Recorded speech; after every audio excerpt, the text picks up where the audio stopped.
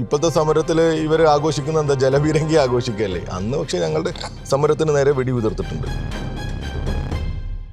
ആ സമരത്തിലൊക്കെ നമ്മളൊക്കെ മുണ്ടെടുത്താ പോകുന്നത്. അങ്ങനെ ഒരു തടസ്സമായിട്ടൊന്നും ഫീൽ ചെയ്യാറില്ല.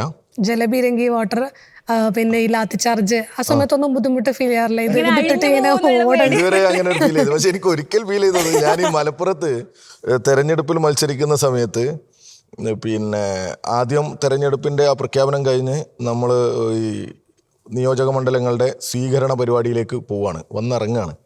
അപ്പോൾ നമ്മൾ സ്വാഭാവികമായിട്ട് SDYFIയുടെ നേതാവ് എന്നുള്ള നിലക്ക് അന്ന് യൂണിവേഴ്സിറ്റിക്ക് അടുത്ത് തേഞ്ഞിപ്പാലം ആണ് വണ്ടിയിൽ വന്ന് ഇറങ്ങുന്ന സമയത്ത് നമ്മുടെ സഹാക്കളൊക്കെ മുദ്രാവാക്യം വിളിച്ച് അങ്ങനെയാണ് ഒരു ആവേശത്തിൽ സ്വീകരിച്ച് കൊണ്ടുപോകും. ഇത് ലൈവുമാണ്. അതിൽ ചവിട്ടി പിന്നെ മുണ്ടങ്ങ് പോയതുപോലെയായി, ഏകദേശം ലൈവിലുമാണ്. അതിലെ എൻ്റെ ആകെ നമ്മൾ അപ്പോൾ സ്വാഭാവികമായിട്ട് നിങ്ങൾ പറഞ്ഞതുപോലെ അതുവരെ എൻ്റെ മുണ്ട് നമ്മൾ പൊതുവെ അങ്ങനെ വലിച്ചാലൊന്നും പോയില്ല. അതിനുശേഷമാണ് ഞാൻ